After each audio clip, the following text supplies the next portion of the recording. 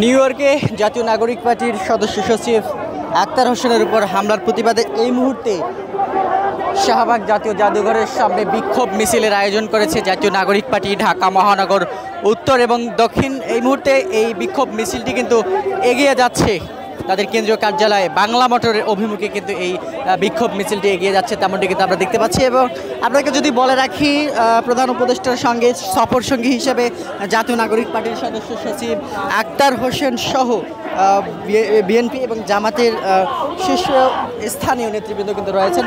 তাদেরকে নিউ ইয়র্কে বিমানবন্দরে আমরা দেখেছি যে তাদের উপর হামলা করা হয়। সেই হামলার প্রতিবাদে কিন্তু এই মুহূর্তে জাতীয় নাগরিক পার্টি, এনসিপি, ঢাকা মহানগর উত্তর এবং দক্ষিণের নেতাকর্মীরা তারা কিন্তু এই মুহূর্তে বিক্ষোভ মিছিলের আয়োজন করেছে। আপনাদেরকে দেখাচ্ছিলাম এই মুহূর্তে শাহবাগ জাতীয় জাদুঘরের সামনে থেকে এই বিক্ষোভ মিছিলটি।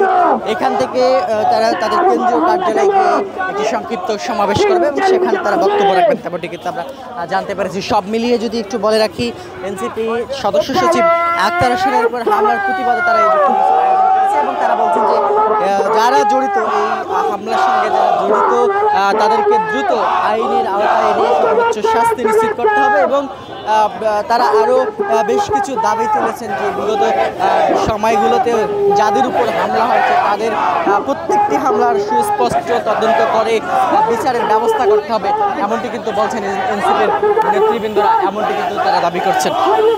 দর্শক, যেমনটি বলছিলাম এবং যেমনটি দেখাচ্ছিলাম, এই মুহূর্তে জাতীয় জাদুঘরের সামনে থেকে জাতীয় নাগরিক পার্টি, এনসিপি, ঢাকা মহানগর উত্তর এবং দক্ষিণের নেতাকর্মীরা তারা তাদের কেন্দ্রীয় তাদের যে সদস্য সচিব আক্তার হোসেনের উপর হামলার প্রতিবাদে, নিউ ইয়র্কে হামলার প্রতিবাদে এই বিক্ষোভ মিছিলটি বের করেছেন এবং এই বিক্ষোভ মিছিলটি বাংলা মোটরের দিকে এগিয়ে যাচ্ছে তেমনটি কিন্তু আমরা দেখতে পাচ্ছি। এই মুহূর্তে শাহবাগের সামনে কিন্তু এই বিক্ষোভ মিছিলটি এই মুহূর্তে রয়েছে এবং তারা বলছেন যে নিউ ইয়র্কে মূলত আওয়ামী লীগের পলাতক যারা রয়েছেন তারাই তাদের নেতাকর্মী, তাদের সদস্য সচিবের উপর হামলা করেছেন, এমনটি কিন্তু দাবি করছেন যারা এনসিপির নেতৃবৃন্দ রয়েছেন, তারা এই দাবিটি করছেন।